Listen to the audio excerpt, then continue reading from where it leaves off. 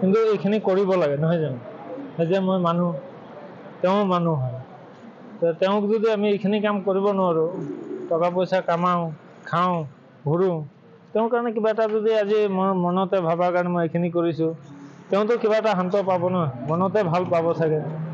যদি মানসিক প্ৰব্লেম হয়, তাৰ মানসিক বিকাৰগ্ৰস্ত মানুহ হয়, কিন্তু চব টাইমত এনেকুৱা নাথাকে। মই ভাবোঁ যে এনেকুৱা ধৰণৰ যদি মানুহে তেওঁলোকক পদক্ষেপ লয়, তাৰ ভিতৰৰ পৰা দুজন মানুহ যদি ভাল কথা কৈ দিয়ে যে ধৰক মোৰ অলপ প্ৰব্লেম আছে, চিকিৎসাটো কৰকচোন, চিকিৎসাটো কৰিলে মই চাগে ভাল পাম, তেনেকুৱা ধৰণৰ হেৰি হয়।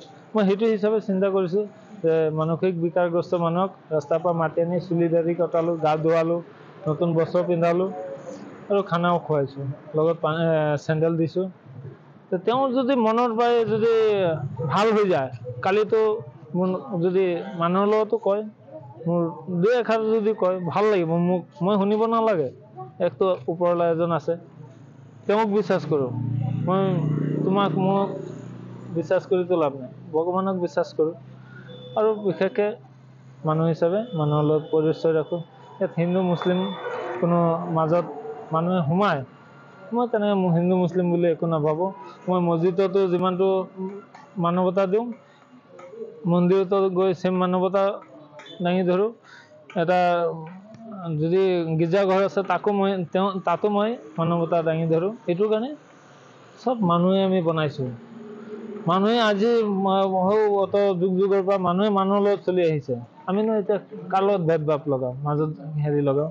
সেইটোৱে কওঁ মানুহক যে আপোনালোকে মানুহক পথচাৰী থাকক, দুখীয়া থাকক, মৰি গৈছে এজন মানুহ, তেওঁক যদি আমি তেওঁৰ নামত যদি হাজাৰ হাজাৰ টকা খৰচা কৰি দিওঁ, কোনো লাভ পাম জানো?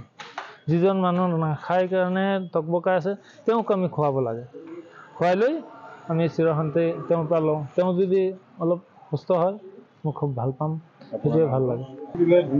ধুনীয়া লাগিছে মোক, আজি কি কথা হৈছিলে ইধৰ দিন গ'লো, তাতে ঘৰ পালোঁ, ধুনীয়াকৈ আহিলোঁ, কৰিলোঁ, তেওঁ মাতিছে, তেওঁ মাতাৰ পিছত আহিলোঁ হয়, আহি পেলাই মাক ক'লোঁ, মাক কৈ আছোঁ আহোঁতে, বৰঘৰত কিবা এটা ভেঙাইছে, মামাই এজনে মাতিছে, আহিছোঁ মই,